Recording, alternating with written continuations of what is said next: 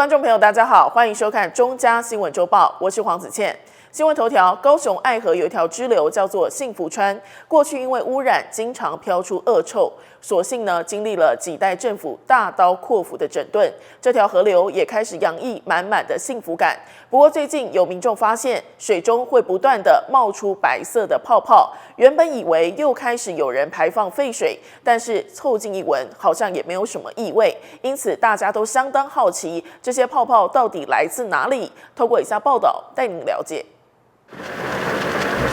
高雄幸福川的水面上正在冒出大量的白色泡泡，乍看之下好像是在排放废水，但凑近闻一闻，却没有发现任何异味。经过的民众也都相当好奇，难道河川是幸福到冒泡吗？对，觉得好像它是在排水，就是排废水之类的，可是又觉得说，这水怎么会这么清这样？其实这些泡泡是来自高雄水利局设置的曝气机，这些设备会定时运作，持续提供给河川足够的氧气，所以常会看到幸福川中冒出大量的气泡，而部分熟悉的民众一眼就看出，这其实是在为河川打气。我知道的话，这个好像是就是曝气机，好像就是为了打气去增加，就是可能水中的含氧量之类的。那它的作用其实就有点像我的那个鱼池、鱼缸里面的那种打氧机的概念是一样的。因为幸福川这一带是属于赶潮段，那这些河水中会带有一些水中的生物鱼类。如果说幸福川里面的这些溶氧量不够的时候，那他们生活上就会觉得比较不是那么适应。曝气机主要是设置在中游的地方，中上游了啦，因为它的这个水质比较一下淡水一下海水不是那么的稳定，因此我们会设计在林森桥以下一直到中山路之间这一段。幸福川是爱河的支流，可以看到鱼儿在水里游泳，相当惬意。不过回顾过去，这里污染其实相当严重，不用走到河边就能闻到臭味。民众不但不愿意亲近，甚至还形容水质脏到冒泡。大概30几年前，这一条河其实是很脏的，而且大家都是把垃圾丢在那里面，还有那种偷窃来的机车啊，也是丢进去。反正什么想得到的、想不到的，全部都丢进去，脏到看不到鱼。我印象中，它就上课，我们那时候读七贤国中，上课的时候都会有一股臭味都飘过来，大家要关窗。过去为了发展经济，爱河一度污名远播，周边的支流也变成人们避之唯恐不及的臭水沟。所幸政府及时觉醒，拿出魄力整治河川，才让高雄的母亲之河重新展开笑颜。记者苏焕君高雄报道。再来是美食相关消息，台湾小吃蛙粿，相信大家都吃过，但是蛙粿自助餐就很特别了。在高雄的光华夜市里面有一家蛙粿老店，吃蛙粿不是一颗一颗叫，而是在桌上自己拿。蛙粿的口感扎实，油葱、虾米、香菇还有肉块料满满，再淋上店家特制的蛙粿淋酱，还有辣椒，配上一碗有小鱼干豆腐的味噌汤，这样的经典味道陪不少高雄在地人长大。早上7点就开卖的这间高雄蛙粿老店，人潮络绎不绝。不过让人惊讶的是，客人来到店里吃蛙粿，不是一颗一颗叫，而是入座之后打开桌上的大钢盆盖自己拿，想吃几颗就拿几颗，就像是蛙粿buffet一样。看到盆里的蛙粿不够了，店员也会马上补。这样的吃法在外地客的眼中相当奇特，不过在当地人的心中早就习以为常。自己拿，然后跟老板讲说你吃了几个。这样就可以了。来，就家先家家食的剩钱啊，食剩碗啊，他们一般较无共款。师傅带我来，我才知道这间的。都是刚才阿尚跟我讲自助的，爱改可以。不只是吃法特别，老店蛙粿口感扎实，油葱、虾米、香菇、肉块配料满满，淋上店家特制的酱汁和辣椒，最后再配上一碗有小鱼干豆腐的味噌汤，真的是超级满足。这样经典的味道，陪伴不少高雄在地人一起长大。你卖10块，食啊这变食40块啊，第3代啊吧，有古早味啊，Q 都有够嘿。所以传统的味拢保持掉的，豆油啊、蒜头啊，还是辣椒瓣哦，你食或者家淋，系啊，所以方便啦。足好食，我嘢内底吼气味足好啦，料有啦，足香，一支啊，袂歹，赞。老板不吝啬他的酱料给客人去盛啊，他的汤鲜味很足够啊，对啊，料料也很实在啊，不马虎。早期台湾没有保温箱，店家只能用蒸笼保鲜，客人一多难免无法应付。蛙柜老店开发出自助buffet新吃法，让客人自己来动手，不只成功节省店里的人力，更见证出上一代店家与顾客之间用美味串联起来的信任和情感。记者张世明高雄报道。高雄轻轨全线通车以来，已经运行超过1年，为市民带来全新的交通体验。不过，沿线的商圈好像没有完全受惠，有不少店家反映，因为轻轨两旁停车位变少，导致来客数也减少了不少。因此，有黄金店面现在都还挂着招租的广告。高雄轻轨成员通车已经超过1年，搭乘轻轨列车在城市间穿梭，也逐渐融入高雄市民的日常生活。但是来到轨道的街边店，看起来好像就没有这么美好。可以看到2块三角窗黄金店面都挂着招租的广告。当地里长直言，自从轻轨开通之后，沿线的店面都是开什么就倒什么。目前我们有看过有早餐店嘛，然后还有一些手机配件的店家这样子。然后甚至连很高知名度品牌的，像思肯柚木，在我们还有 OK 超商，都搬离开我们这个大顺路的周边。我想这些大品牌，他们连在轻轨站周边都不愿意留下来进驻。我想这个他们也应该评估到，可能对他们的营业上面是有非常大的影响。大顺轻轨新建之后，周边原有的停车格也随之取消，无形中削减了周边的停车空间，也增加了店家卸货的困难度。虽然新形态的交通确实会有阵痛期，当地的商业模式也会跟着改变，但是1年过去了，真的有迎来新的变化吗？其实是感觉商业行为的部分其实还不错啦，在这一区段，我觉得做生意还算热络啦，有一些客人会搭轻轨过来这边吃饭，然后在这边喝个酒、吃个肉，然后再搭轻轨回去，这样子也是有。我还没有注意呢，目前真的还没有注意啦。应该多多少少有啦，只是我真的也没有不在意，没有注意到这一块。最有印象深刻就是警察取缔变比较重。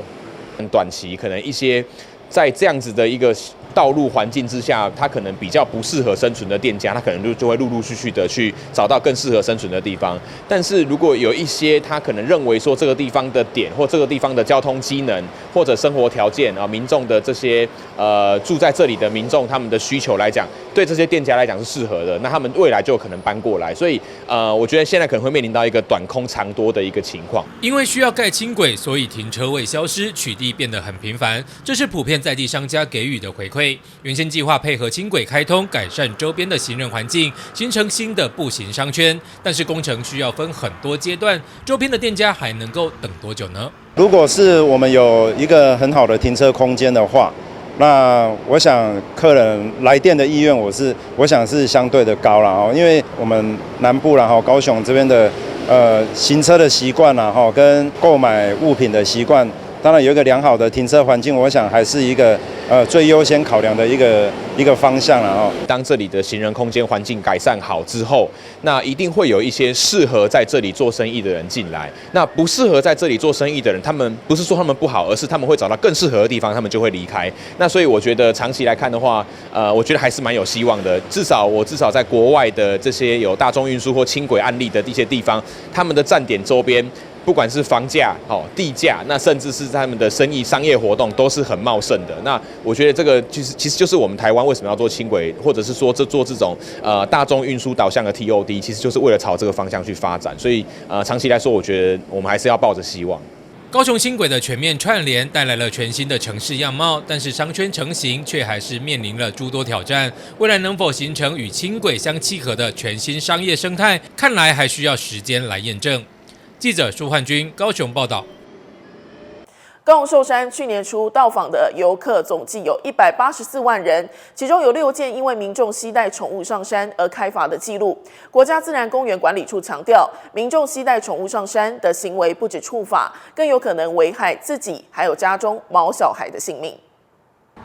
高雄寿山作为民众最喜欢登山的地点，去年到访游客共计184万人。虽然公告禁止携带宠物登山已经多年，但依旧有民众会带着家中毛孩一同游玩。有看过人家带狗狗上山？偶尔啦，很少啦。最近是比较少，但前一阵子还是偶尔会看到，可能有的是游客，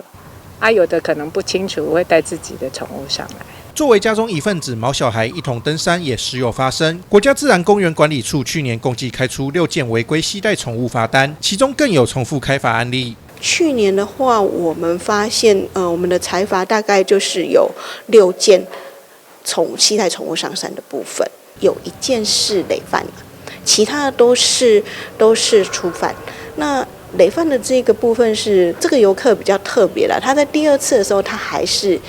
又携带狗狗上山。那这件事情我们后续有做成了裁罚。寿山国家自然公园共定有16项禁止事项，其中携带宠物入山初次将裁罚1500元，第2次以上直接裁罚3000元。对，不能带宠物，因为之前他们就有先导过，而且会开罚单。我感觉讲，人就规定袂当出来，伊是安那咧带。大家一定会问说，为什么要公告禁止狗狗携带宠物上山？那是因为大家会知道一件事情是，狗狗是伴侣动物，它是我们的宠物。寿山其实它是一个比较偏自然环境的，所以我们上面有非常多的野生动物。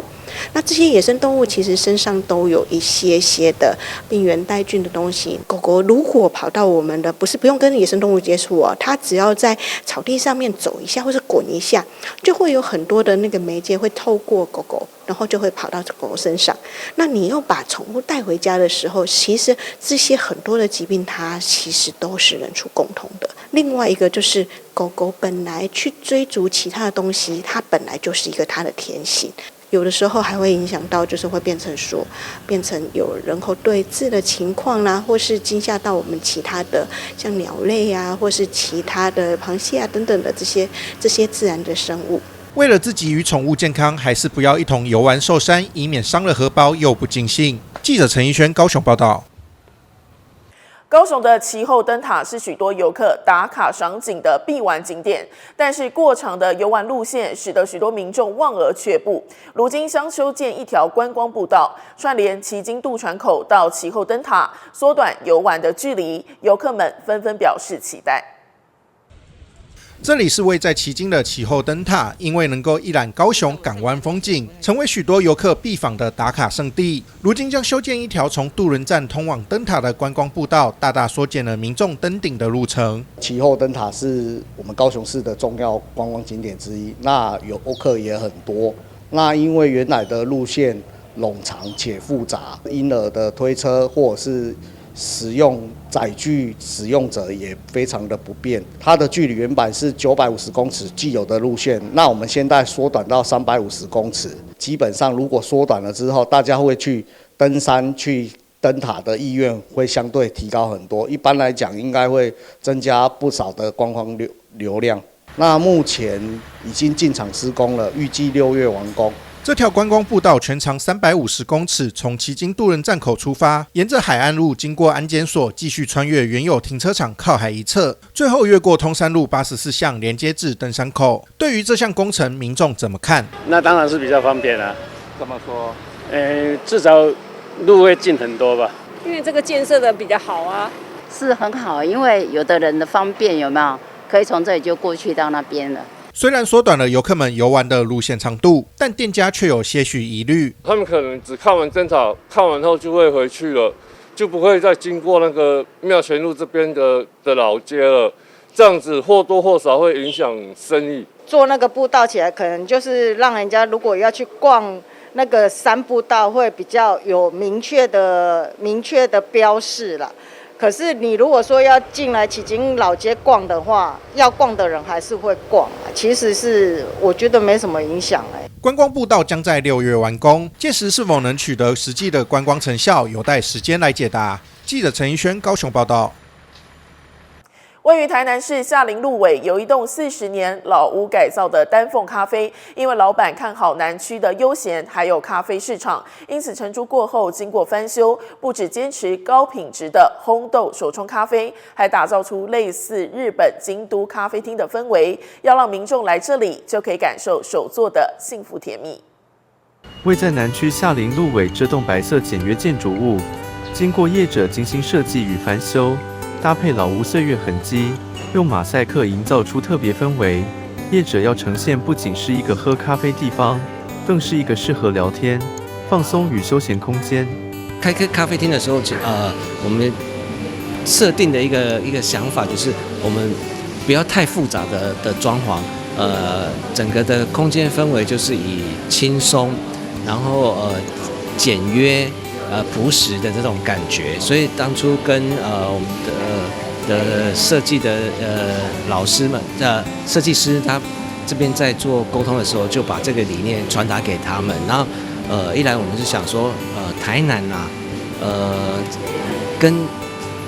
京都的那种感觉有点相似，所以我们也想要营造一种像以前早期京都的那种比较悠闲的那种生活这样子，所以把这个氛围把它塑造成就是大家来，然后可以整个放松，然后可以比较悠闲啊，坐在这边不单是说自己喝咖啡、看看书，或者是说跟朋友聚会都可以很轻松这样子。业者卓哲志表示，当初与伙伴2位都是在知名食品公司餐饮部负责咖啡厅开设与营运，后来遇到疫情，有自己想法想实现，因此与伙伴开始找寻地点，经过将近1年筹备，才看好这间店面。当初会选在这个地点，第一个当然就是我们在寻找地点的时候也找了很多的地方，那这个其实也是算机缘巧合啦，因为当经过的时候刚好看到这个店面，然后觉得这个店面好像又位在三角窗的位置，那对于就是来往的人潮会能见度比较高一点二来就是说南区这边好像比较少有咖啡厅。所以我们在想，好，那跟我的伙伴就决定说，好，我们就把这个店面给承租下来，然后开始筹备这样子的一个咖啡厅，这样。业者看好三角窗店面，一来店面够宽，希望吸引人潮，加上店内简约明亮工业风设计，甚至还有烘豆设备。业者不但取得烘豆、手冲与意式咖啡师证照，就连店内轻食与烘焙也是伙伴自己制作。业者希望每一位来单黄咖啡客人都能感受店内幸福，无论是一杯手做咖啡或甜蜜用餐，都值得消费者一来再来。记者林银庚台南报道。第13届台南艺术博览会隆重登场，邀集了45家国内外的画廊，展出200多位艺术家的精彩作品。这次还特别以女性视角规划特展，同时和台南新艺术奖的得主合作，带给参观民众多元的文化体验。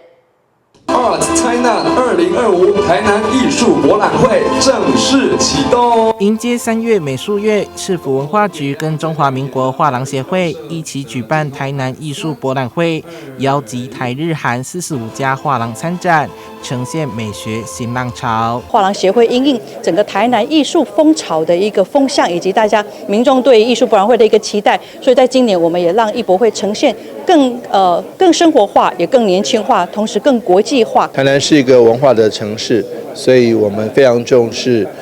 艺博会的举办，也期待很多不管是看门道，或者是觉得很新鲜新奇的好朋友，都能够来参加艺博会。今年展出的作品相当多元，包括油画、雕塑、复合媒材等等。当中有来自日本艺术家融合北海道的民俗图样跟雪景的创作，还有透过动物拟人化的方式传达个人思想。另外也有艺廊扶植台湾学生的作品。台南大学硕士班的学生，那他是以传统的这个水墨画的技法为基础，希望他们能够在未来有竞争力，一直不遗余力从事这方面的一个工作。这一次的艺博会呢，我们带了20几位的艺术家，基本上是日本啊，然后欧洲啊。画廊的方向主要就是说做疗愈的艺术品，或者是让人家看了会开心的可爱的、有趣的。这次比较特别是有独家代理艺术家，来自北海道的饭田童子，他喜欢融合北海道传统的民俗的图腾，然后还有北海道特色的雪景，所以在他们的人物的眼神上面都会非常可爱，然后楚楚可怜，然后好像梨花带泪的感觉。除此之外，艺博会也和台南新艺奖合作，挑选3位新锐创作者加入艺术市场当中，还有以女性艺术家为主轴所规划的藏家特展，3月14至16日连续3天的展期，将持续关注当代艺术与在地互动，并推动台南的艺术生态及收藏氛围。记者邱怀谈的报道。国际合作发展基金会是外交部所属的财团法人，为协助我国友邦以及友好开发中国家人力发展，每年都会开办多项经贸、农业、公卫、医疗等专业研习，还有参访活动。国际参访团日前来到台南台江科技渔人颜荣宏的公司进行交流，透过 AIoT 智慧水产养殖系统的经验分享，协助友邦国家在水产养殖的发展。来自南非、斐济、密克罗尼西亚、智利、阿根廷等23个国家，总共25位外宾。3月20日，在国际合作发展基金会的安排下，来到台江科技渔人颜荣宏的公司参访。会中针对台湾水产养殖发展的 AI 智慧系统进行交流。You have cloud, and you have locally different sensors and actuators. What device are you using locally?透过这个怎么样的管理模式是把人力减少的，然后又可以吸引年轻人来为这个传统产业尽力的，目前看起来就是AIoT 的系统整合，这是一个最好的方向跟做法。那目前吸引这个全世界大概23个国家来取经的这个活动主要也是因为我们真的落地了，花了3年的时间，把这个系统作为一个完整的整合，然后也可以这个开花结果了哈。那另外大家一直担心的是渔电共生是不是呢？增重电假养殖这件事情，也可以透过这样的系统来做一个养殖事实的查核，然后也让这样的大数据呢，让政府监管单位都可以很明确的知道到底养了多少鱼，然后到底有多少这样的收成。这套 AIoT 智慧水产养殖系统不但可及时掌握渔温的各项资讯，也可透过远端操控投放饲料、给养等各种功能，透过科技辅助，让精准养殖不再只是口号。3位很重要，就是通讯、暂且物理这3个很重要，这是关键因素。这3个好了后，所有的碳权碳汇我们就可以计算。咱到底用安尼智慧养殖新完整成新完材料，我们就可以完整计算。所以弄到最后就是算力了，现在未来就是往算力在走。参访团成员认真写着笔记，也积极提问，希望将这项技术引进到自己国家，提升国家水产养殖发展。Fiji really still does not have this technology, and from learning the technology that you have here, it would really help because lots of times used to have training with those who have fish farms, and they used to do the manual feeding. Having this technology or adopting this technology would be really great because it would be saving labor. Instead of running all the way from where they are, they could just press the button and then the fish are fed. 这次带23国25名的这个外籍学员来台湾，然后到台江农业生技这边来参访。那主要是想要跟这些外籍的学员介绍台湾在养殖渔业上面智慧控制的一些成功的经验。那当然也希望说把这样子成功的经验跟技术可以转移到我们友邦友好的一些国家。不只在公司交流，参访团也实际来到渔温参观，体会传统渔温融入智慧养殖后的转变。确信透过科技，可以让渔民好像有了超能力一样，从远端就能管理多个渔温，达到异地共管的策略。记者张寿维采访报道。配合食农教育法通过实施，台南市特别透过了不同的课程，持续深化食农教育。教育部还特别举办了第1届国家食农教育杰出贡献奖，表彰推动食农教育优秀的师资。台南市安庆国小廖兆辉老师以溯源菜单为主题教学，荣获了教育领域个人殊荣奖，成为全国楷模。学校的营养午餐变成一个教材，每天吃的哦，大家可以看一下白米、黑糯米燕麦饭。将菜单转化图片教材，浅显易懂的教学方式，让安庆国小廖兆瑞老师获得台南市政府推荐，拿下国家食农教育杰出贡献奖个人组特优，成为全国第1人。到底是什么是叫做四神汤？它有什么材料食材？那另外一个就是它为什么叫做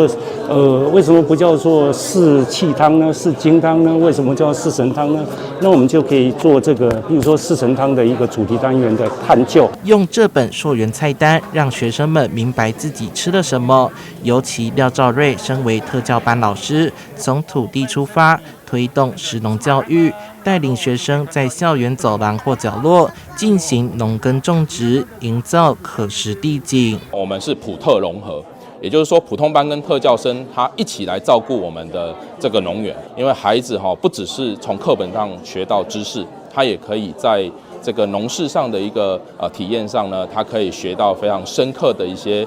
学习的体验。台南市教育局扎根食农教育，鼓励学校串联各区农会等外部资源，规划特色课程，让农渔特产不仅成为餐桌的美味，也是最珍贵的学习教材。食农教育法通过完之后，那其实台南很多学校食农教育其实都是作为校本课程。那我们在114年就开始试办去推动，我们把学校的校本课程再转换成校际间的食农教育体验活动，期盼借由教育推广，能支持在地农业，传承饮食文化，培养学生珍惜食物与爱护环境的观念。记者周怀台南报道。新北市长侯友宜日前率领了市府团队前往彰化县进行市政交流，行程中与彰化县长王惠美共同参访立富畜牧场与昭成蛋品加工厂，了解彰化县农业科技化的成果。侯友宜表示，希望透过双城合约，共同推广彰化国产猪品牌及优质蛋品，未来将推广新北电商直送新北，让新北的民众有机会享用到彰化优质的农产品。新北市长侯友宜昨日率领市府团队前往彰化县进行市政交流，并与彰化县长王惠美一起参访立富畜牧场与昭成蛋品加工厂，了解彰化县农业科技化的成果，共同推广彰化国产猪品牌及优质蛋品直送新北。新北市长侯友宜表示，彰化县是全国家畜产业的龙头，新北则是人口最多的县市，透过共同行销彰化的优质国产猪肉，希望让新北市儿童及消费者未来能吃得营养又安心。彰化县是全国最大的县，也是我们的家畜产业的龙头。新北市是全国最大市，也是最大消费的地方。非常谢谢王县长一直以来跟新北市合作，尤其最近这段时间也常到新北市，把他们彰化县的国产猪不断的让我们新北市了解。更重要，当蛋农产品过量的时候，他也为我们彰化县的蛋农来请面，跟新北市一起合作。未来新北跟彰化县一定会更紧密的合作，然后让我们的所有的孩子们，以及让我们消费的所有的朋友，在食安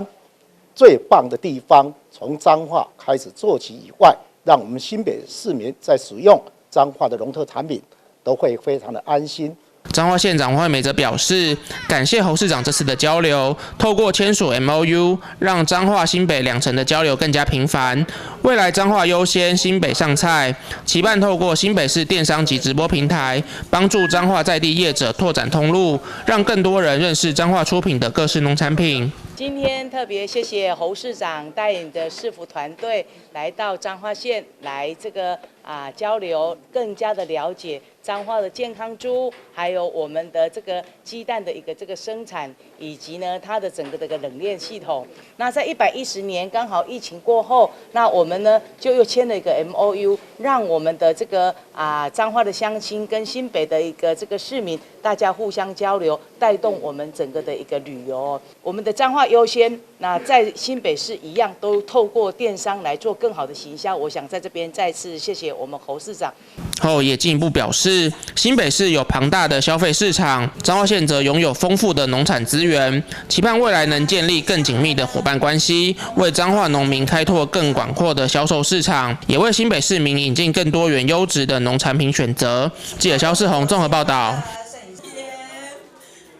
为推动新北成为 AI 智慧学习的先驱，新北市政府教育局日前举办了 AI 电脑班都有 AI 教室新北先行记者会，正式宣布新北市智慧学习蓝图。中嘉集团凭借屡获国际认证的光纤网络技术，以及深耕在地的维运能力和经验，获得新北市政府教育局的肯定，共同推动高互动、高效能的 AIoT 智慧教室，为新北学子打造零距离接轨 AI 时代的学习环境。3、2、1，请启动。为了推动新北市成为 AI 智慧学习的先驱，新北市政府教育局今天举办 AI 电脑班班都有 AI 教室新北先行记者会，正式对外公布新北市智慧学习蓝图。记者会上，中嘉集团凭借屡获国际认证的光纤网络技术及深耕在地的维运能力和经验，获得新北市政府教育局肯定。未来双方将共同推动高互动、高效能的 AI 智慧教室，为新北学子打造零距离接轨 AI 时代的学习环境。新北市长侯友宜也亲自出席记者会，并与中嘉集团总经理陈佐明合以致意。新北市长侯友宜表示，新北市致力推动数位教育，从硬体建制到应用推广，已投入30亿元建构班班有智慧电视，缩小城乡差距。未来将再投入5亿元，逐年更新高效能 AI 电脑，期盼透过产官学研的合作，让新北教育突飞猛进。在这几年，新北市的教育不断的大翻转，我们投入了30亿元来建构整个智慧班班电视。另外，我们已经缩小城乡差距，让平板电脑生生都有，也要建构我们校园的光纤网络。所以这30亿等于在整个科技的基础教育上已经打下一个非常深厚的这个学习环境。那我们今天也在这里正式宣布，我们要投入5亿元来打造 AI 电脑班班有 AI 教室新北行，希望借着整个 AI 的电脑来建构一个生态的教育圈。中嘉集团总经理陈佐明表示 ，AI 教育的发展离不开高速稳定的网络基础建设。中嘉集团早已深耕新北市近30年，并且自110年开始与新北市政府教育局展开合作，领先全国完成校校都有2G 光纤线路及无线网络建制的里程碑。那这一次很高兴有这个机会，那也跟新北市政府的教育局有更进一步的合作，那提供这 AI 的电脑的一个光纤网络，对于未来 AI 的教育需要高品质而且稳定的光纤网络，很需要基础建设的一个执行。中嘉集团在新北市已经耕耘了深耕了将近30年，我们提供一个很好的网络。在110年起，我们新北市政府的教育局开始了一些领先全国的校光纤2G 到学校，然后也提供了一个无线网络的建设。中嘉集团总经理陈佐明特别指出，这次为了配合全市班班智慧电视生生用互动平板计划，除了提供高品质光纤网络服务外，另外搭配全年无休的网管中心，全天候维运监控网络品质，网络可靠度达99.99%。很荣幸再度获得新北市政府教育局的肯定，未来中嘉集团将持续投入更多资源，在全经营区内协助推动智慧校园，为 AI 时代的教育转型努力。那我们配合了新北市政府这边的班班有智慧电视，然后生生可以使用互动平板，我们持续合作中。在这过程，我们提供高品质的光纤网络，那我们也提供了24小时完全没有停止的基本园艺网管中心。我们提供了一个99.99的高可靠度的网络。这一次我们获得新北市政府教育局的肯定，这只是个开端。接下来我们会有投入更多的资源，在我们经营辖区内提供的这个更高品质的网络。那我们对于 AI 教育时代的一个开始，我们也提供更多的努力。新北市教育局表示，透过这次 AI 电脑班班都有 AI 教室新北先行活动，新北市未来将加速全市班级电脑汰换计划，逐步于全市校园升级 AI 电脑，同时强化数位教学内容与沟通平台应用，打造完整的 AI 教育生态圈，以及整合硬体设备、教学软体及人才培育，持续推广数位教育，为孩子打造便捷有效与国际接轨的智慧校园学习环境。新北教育。记者肖世宏新北采访报道。桃园市乐善国小为迎接55周年校庆，特别在校门口打造公共艺术装置，不仅融合了在地的砖窑和科技特色，只要扫描艺术装置上面的 QR code， 就可以体验由学校师生所打造的 Minecraft 校园游戏，彰显学校多年来传承和创新并进的教育精神。乐善国小以公共艺术。以全校共同参与为理念。小朋友们在主任的指导下，练习如何向大家介绍这座学校新亮点。桃园市乐善国小为迎接55周年校庆，特地在校门口打造公共艺术装置 STEAM 乐园，不仅融合在地砖窑和科技特色，只要扫描艺术装置上的 QR code， 即可体验由学校师生所打造的 Minecraft 校园游戏。乐善国小校长简妙娟也介绍，希望能透过这座艺术装置，彰显学校多年来传承和创新并进的教育精神。我们乐善国小的55周年校庆是结合我们一直以来的 STEAM 教育，再加上我们持续在进行的科系创新的一个课程，以及我们在进行的在地化的特色课程的一个结合。那主要在透过我们STEAM 乐园的公共艺术的节目，然后搭配我们一个学生在麦块的成果的一个呈现。那我们这主要的一个虚拟世界，主要就是把我们的在地化的砖窑课程，那再加上孩子们的科技能力，能够把这样子的一个科技创新加在地课程能够结合在一起做一个呈现。那这个次呢是我们的中年级的学生来做一个规划，那里面有非常多可以挑战的部分。那欢迎各位能够来参加我们的学校的55周年校庆，然后也可以来参加我们的公共艺术节目，更来体验我们的麦块的虚拟世界的闯关体验哦！欢迎大家，谢谢。乐善国小近年积极推动科技教育，这次便是由麦块精英班和3年级的同学们费时1年，和老师共同在麦块世界中打造乐善国小校园以及在地的砖窑厂，更在游戏关卡中安排让老师、警卫等人担任 NPC， 还设计有蜘蛛可打怪，希望能让大家在玩游戏时更有代入感。而参与的学生们也分享创造过程中的挑战跟观察，虽然困难，但很有成就感。我负责做后洞，那边后洞，跟我们的操场，我们有做一些角色，然后里面需要打很多指令，有时候会打错，会很困难，很难，非常难，就努力。所以你觉得这次的整个课程还蛮有趣的吗？对，蛮有趣的。祝乐善国小生日快乐。我是做后洞操场，还有外面的一些建筑。有时候就是会做盖太小，或者是做错，就会拆掉，然后再重盖。而且我发现新洞的一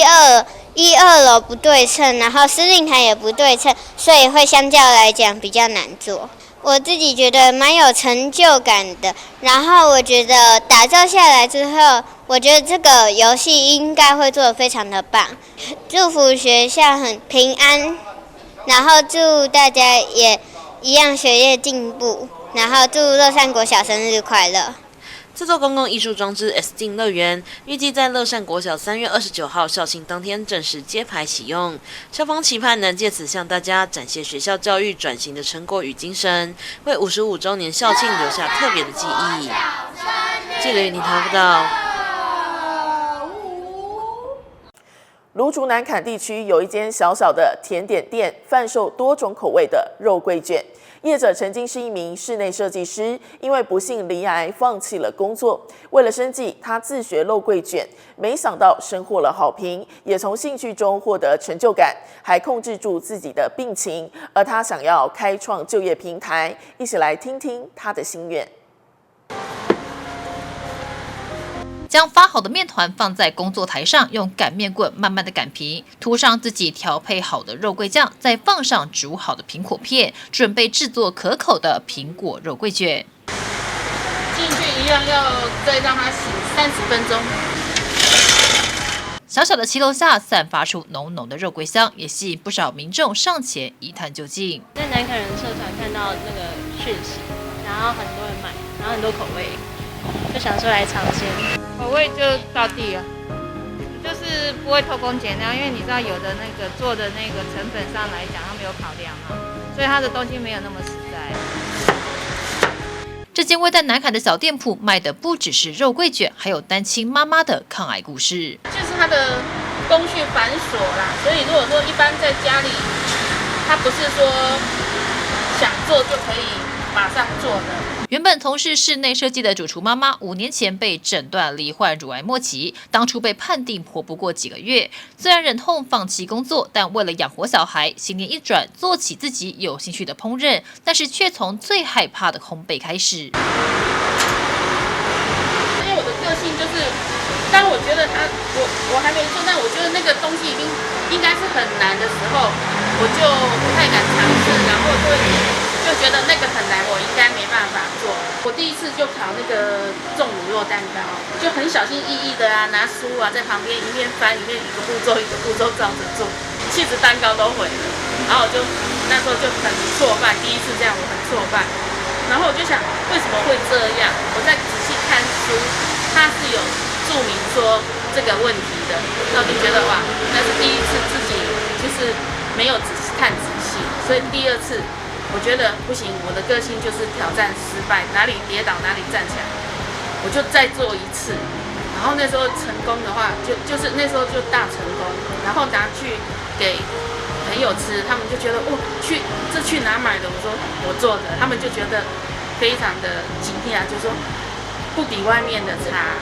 那我就想说，好，那这样子我更有信心。本来是要在网络上给人家预定的，因为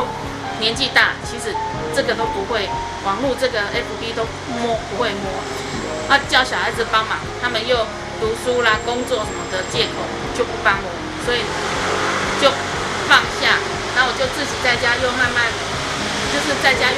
做各种的东西出来这样。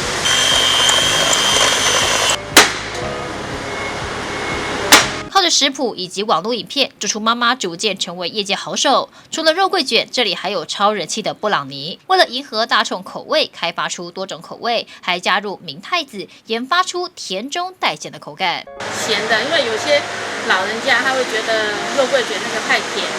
那常常来有老人家来买，就会说，那个肉桂是咸的、甜的，我就说甜的，他说会不会太甜？我说肉桂本身是比较甜一点，那他们就会失望离开。那我就想说，我还是研发一些老人家也能吃的，所以才想，那用那个明太子好了。所以我就自己在研发做明太子，然后自己吃觉得，真的很好吃，所以我就又把它推出明太子这样子。然后他做这些点心，然后客人有时候也会给他一些回馈，然后跟他聊天，后面都变成朋友，他在这边就蛮快乐。对他这样病情，我觉得是有帮助。对，因为不然他以前的话都自己在家，就没事做又会乱想啊，然后现在在这边就还蛮快乐的。有纪念卡吗？没有，好，来给你一张。女儿也很支持妈妈的工作，因为做得开心，让病情获得控制。好口碑也让生活有了不一样的改变。未来主厨妈妈还有宏愿，希望打造就业平台。当我做好了以后，我也希望能够帮助就是比较弱势的一些妈妈、妇女啊，他们因为小孩或什么没办法出去工作，那让他们能够有个小摊子，用聘雇他们，给他们薪水来雇，那他们也可以带着小孩，就是因为有一些你工作的职场，他没办法，小孩小，他没办法带着小孩工作的，所以就会造成家境又更困难。那我希望说，这样的环境，他能带着小孩一面工作一面赚钱，这样子。待会给你一张。靠着信仰走出低潮，透过兴趣稳住病情。主厨妈妈志不再赚钱，而是想在有生之年开创自己的人生新业。记者赖伟一投影报道。今年您吃草莓了吗？春日草莓季，基隆知名的烘焙坊推出令人期待的草莓系列甜点，为消费者带来满满的幸福感。这段时间是草莓，我觉得是最好吃的时候，因为最近有太阳，然后也没有那么多雨水，所以草莓其实是比较硬的，然后它比较好吃。看准最近草莓结实甜美，不断精进研发的草莓大福终于出炉了，保留了草莓原有的清晰酸甜口感，搭配低糖内馅、红豆粒的馅料，软 Q 的外皮虏获不少老饕的味蕾。我觉得很好吃啊，而且每年这个季节我都会过来买草莓系列的甜点，然后蛋糕，吃的感觉就会觉得有那种幸福的感觉。另外，这加入自制奶油与巧克力饼干的草莓点心，口感层次丰富，还有采用蛋白制作，点缀纯天然奶油的手指饼干，搭配新鲜草莓，令人口水直流。手指饼干就用蛋白去做的，然后上面也有打鲜奶油，但鲜奶油是纯天然的奶油，然后加上一小口的草莓。整颗的草莓蛋糕内藏满满的草莓，要给顾客满满的幸福感。草莓蛋糕好吃哦，什么都好吃，真的好吃。那个，所以我买。咖啡核桃也很好吃，超级好吃。拥有酸甜滋味的草莓系列甜点，为春日增添了一抹甜蜜。业者希望透过味蕾飨宴，带给消费者满满的幸福感。记者蔡小军，基隆报道。立新邮轮探索新号以台湾为母港，3月底开始正式在台湾展开航程，为旅客提供长达8个月的邮轮体验，前进日本九州熊本或者是韩国济州岛等地。代表市长谢国良出席启航仪式的副市长邱佩玲肯定也感谢立新邮轮以基隆为母港，在基隆采购相关的食品物品，让更多人知道，也为基隆创造了产值。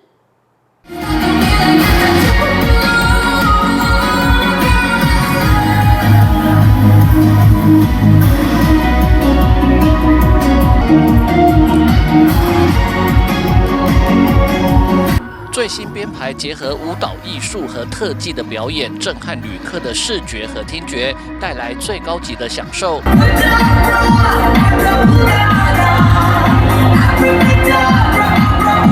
立新邮轮探索新号以台湾为母港，3月底开始正式在台湾展开航程，为旅客提供长达8个月的邮轮体验，前进日本九州熊本或是韩国济州岛等地。代表市长谢国良出席启航仪式的副市长邱佩玲肯定也感谢立新邮轮以基隆为母港，在基隆采购相关食品物品高达1亿4000万元左右，打开基隆的知名度，也为基隆创造产值。谢国良市长刚好这段时间才跟港务公司高总去东京考察，那我们就很感激立新邮轮，他刚才告诉我一个很惊人的数字，3个月就采购了1亿3000万的物品，对基隆是帮助非常大。对我们的农渔产品，那更重要的是，他希望将来可以吸引全世界的客人，以基隆为母港，从桃园机场下来，从这里再到各地方去，这也是我们很希望的。那当然，我们文管局也会准备更多的，包括我们的很多活动，包括我们山海、我们的宫庙，让更多人认识基隆。很感谢立新邮轮，第一个是让更多人知道基隆，第二个是创造很多的产值，让我们基隆可以更富裕。谢谢。立新邮轮总裁吴明发表示，立新邮轮闪耀回归台湾，不仅在基隆采购创造产值，也将为台湾带来更多来自世界各国的旅客，创造更多娱乐和观光消费。首先，我们今天非常开心，因为立新邮轮重新在台湾启航。那好像刚才邱副市长所说的，就是说我们去年带来1亿4千万，那我们今年呢的航期其实是更长。那我们在地方采购更有更大的贡献。除此之外呢，我们也会通过我们立新邮轮、星梦邮轮世界各地的这个销售的这个网络，把世界各地的这个乘客带到台湾来。其实我们在这方面呢是非常积极，要推广 Fly Cruise 到台湾来。那台湾本身呢，整年的这个航季里面呢，都有各种不同的这个季节。我们也会把这些不同季节的这个活动介绍给我们世界各地的朋友。我们非常有信心，在台湾的这个启航，把我们的乘客带到日本去、韩国去，把我们世界各地到台湾去、日本等等，我相信将会是一个非常非常棒的一个航季。立新邮轮探索星号除了丰富的航程，船上活动和设施也全面升级。针对家庭旅客和不同年龄层提供多样化的娱乐活动，同时也秉持立新邮轮、舌尖邮轮的美食传统，让旅客在海上可以享受多个国家的料理美食，体验邮轮飨宴。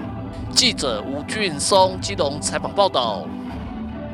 1年1度的台北市萤火虫季4月1号正式登场。今年除了延续推出广受好评的大安森林公园及荣兴花园赏萤导览解说活动，另一处赏萤秘境南港茶叶制造示范场以及环山步道也会办理赏萤活动。南港区公所方面更结合了单身联谊活动，希望借此增加参与联谊民众的互动机会。动物园则推出了萤光秘境体验营活动，邀大家欣赏园区山边萤光点点的美景。至于赏萤的时候有哪些 NG 行为呢？带您一起来关心。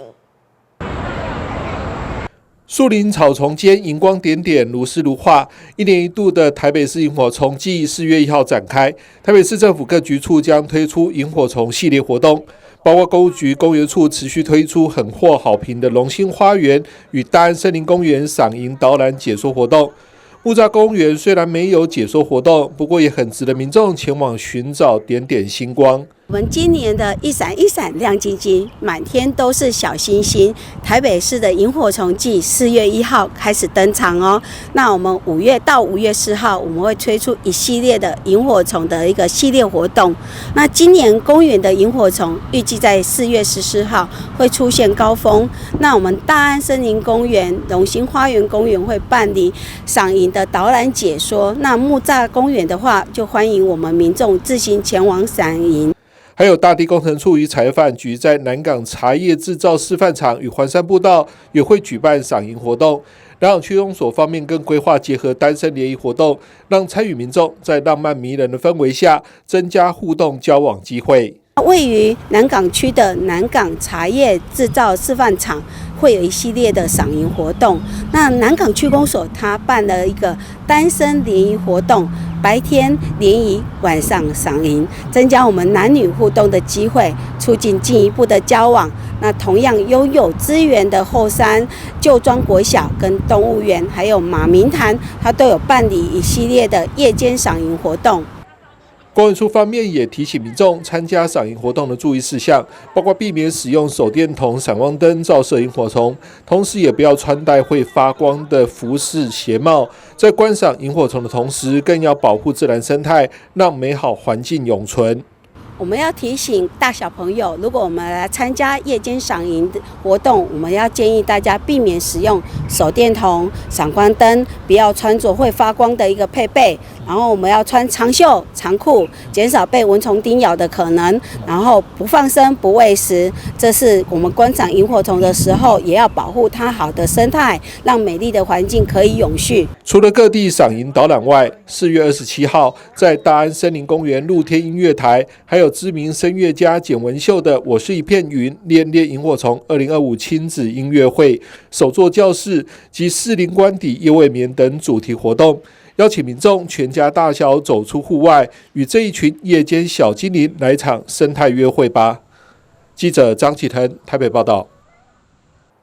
消防救护分秒必争，为了让消防车还有救护车出勤的时候可以更加顺利，不受塞车等等因素的影响，同时可以减少行经路口事故发生风险。台北市交通局交控中心还有消防局合作，从112年起开始建制紧急优先号志系统，透过与救护车及消防车 GPS 资料联动，提早调整下游路口红绿灯的秒数。目前已经在全市239个路口完成建制，平均每个月可以服务紧急车辆约3000趟次，每趟次的救护时间可以减少42秒，同时降低路口救护车事故达62.5%。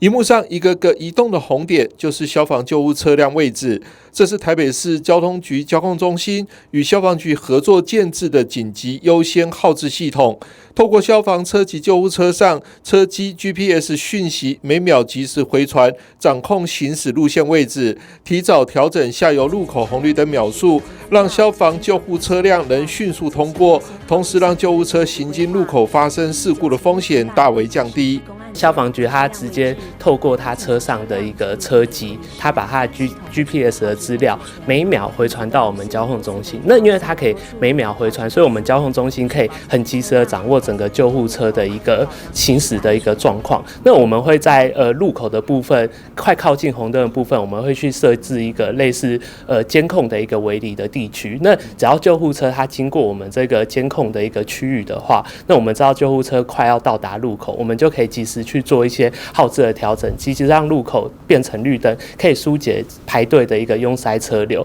那另外也可以让救护车可以在绿灯的时候来通过一个路口。交控中心主任吴玉伟表示，紧急优先号志系统从112年推动以来，目前已经串联台大、荣总及三总等10大医院，共239个路口完成建制。经过统计，平均每个月可服务紧急车辆约3000趟次，每趟救护时间可减少42秒，并且大幅降低交叉路口救护车事故达62.5%。救护车辆的这个部分，其实分秒是抢救的这个分秒的时间是非常重要的，所以其实我们的这个绩效，大概每一趟大概可以节省42秒的时间，其实这对救护车辆的救护来说是非常多的。另外，其实救护车辆经过路口的时候，其实也很容易会有一些事故的一个发生，所以提升整个救护车辆通过路口的事故，也是对我们来说这个系统也是非常重要的一个目标。那我们建制完经统计，大概也可以减少62.5%的路口的一个碰撞的一个事故。台北市消防局救灾救护指挥中心主任严富平以心脏停止的欧卡案为例，指出每趟救护时间节省42秒，送医救活病患几率及后续康复程度都将大幅提升。另外，出勤事故件数也从112年的16件减少到113年的6件。对出勤同仁来说，既提高救护效率，也有效保护同仁及病患安全。就是心脏停止跳动这种没有呼吸心跳的这个患者来讲哦，如果你每1分钟，其实它会造成他的脑的细胞的损伤，所以他如果万一每1分钟，其实事实上他可以康复的几率，我印象中会每晚1分钟很像会少5%到6%左右。对，就是100个患者里面可能会有5到6位，你每晚1分钟，他有可能他就没办法被成功救回来，或者是他没办法成功的康复。你说欧卡的病，对1分钟他的存活率会下降5到6%。是，所以是基本上42秒已经蛮接近1分钟。那第二个部分就是说，对我们在消防车跟救护车来讲其实它最容易发生车祸事故的地点其实在这个十字路口的地方。那我们也统计了112跟113年那事实上这个发生在十字路口的这个车祸事故的案件呢，是有明显的一个减少那这样减少来讲，除了安全对于我们消防同仁以外，对于我们这个所实施的这个救护的这个伤病患来讲，其实它也是有另外一层安全上的一个保障所以说整个系统的运作下来，我们也去了解我们第一线的同仁他们的一个实施的一个状况那基本上大家都抱持一个正面的一个评价。以路网概念布建台北市紧急优先号志，交控中心方面表示，未来会持续精进路线或沿拟扩大，协助消防救护车辆争取黄金救援时间，挽救更多宝贵的生命。记者张启腾台北报道。感谢您收看中嘉新闻周报，我是黄子倩，我们下次再会。